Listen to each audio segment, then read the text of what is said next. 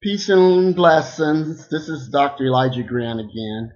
I was requested by a very good friend to do a presentation on meat eating.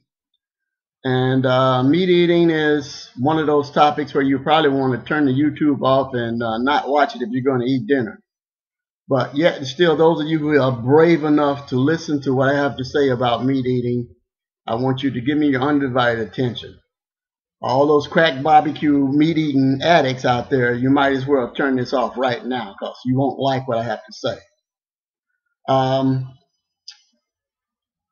Now, I want to begin by saying that I am not going to say vegetarians or vegans are better than people who eat meat. That is a big falsehood, and that is not the case. They may be healthier, have more energy, and think quicker, but that doesn't make them better. It just makes them more health conscious. One of the things that you should know about meat is that it carries a lot of disease. And if you're going to eat meat, you might as well just get used to being sick. And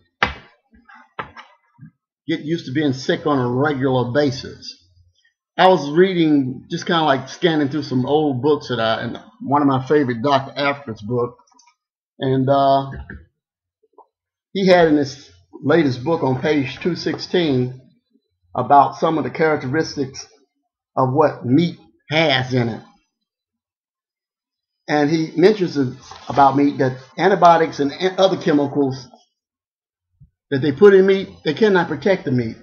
The U.S. Meat Inspection Services recognize over 42 diseases in animals. This makes flesh eating dangerous and antibiotics useless. There are over 80 diseases that can be transmitted from dead animals to man. The continued eating of antibiotics in animal corpses causes the human resistance to antibiotics and immunity to penicillin. Antibiotics in food animals help people to develop resistance to drug therapy. Chemicals added to meat to retard spoilage cause cancer. They also retard digestion and immunity. The chemicals give the meat a nice red color and deodorize the rotten smell. The deodorizers do not stop the meat from having a bad taste, nor do they kill the animal diseases. He goes on just telling you about, how all the meat is contaminated, basically, with parasites, chemical hormones, all that kind of stuff. They put rapid growth hormones in it. And you notice a lot of young girls now that are 7, 8, and 9 are developing big breastitis. I mean, this is just outrageous for them to be rapidly developing this way. I talked to a dentist, and he said they did an autopsy on an 11-year-old child, and the child had a heart the age of a 40-year-old because he was so rapidly developing. Meat, with all its rapid growth hormones, chemicals, insecticides, herbicides, pesticides, they're even putting carbon monoxide in meat now to keep that red color. Not to mention they did a documentary that showed that some of the places were taking the meat and dumping it in the bleach and trying to get rid of the odor and bacteria and putting it back on the shelf. There is a lot of things that I could tell you that, would just give you an indication of how bad the meat is today. But, with all this being said, there's still going to be some people out there that say, well, my grandmama ate it and she lived to be 98. Well, back then, your grandmama that was raising their own food, they knew what they fed the animal, and they watched and cared for the animal. Even when you kill an animal these days, the adrenaline glands that explode into the tissue, causing it to be poisoned meat to begin with. But I don't want to digress. I want to just stay focused just for one more second because I have a second book. And this is for people who, if you don't believe Dr. Africa, I got some white authors or Caucasian, whichever you prefer. And they even say some of the bad things that meat contains. Dr. Jeffrey Klaus, in his book Back to Eden on page 70, he also says meat of all kinds are unnatural foods. Flesh, fish, fowl, and seafoods are very likely to contain a number of germs. Meat contains bacteria. This bacteria infects the intestines, causing colitis, and many other diseases. They also cause putrefaction. This is rotting of the stuff inside your body. Research has shown beyond all doubt that a meat diet produces cancer in some cases. And I've heard that in many books. I've read that in many books. Excessive uric acid is caused by meat eating.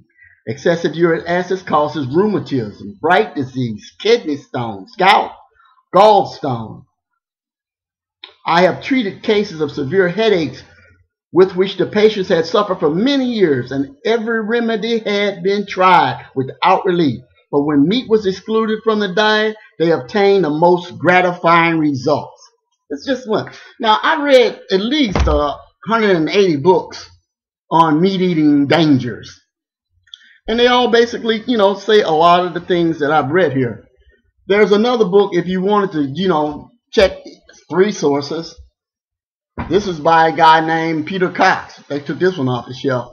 And it's entitled, You Don't Need Meat. Let me make sure you see it. Okay?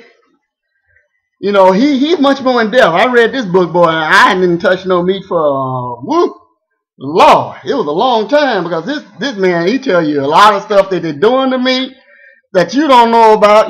They feeding, in fact, U.S. News and World Report did an article in 1991 that showed that they were feeding the cows dead cats and chicken waste in the feed.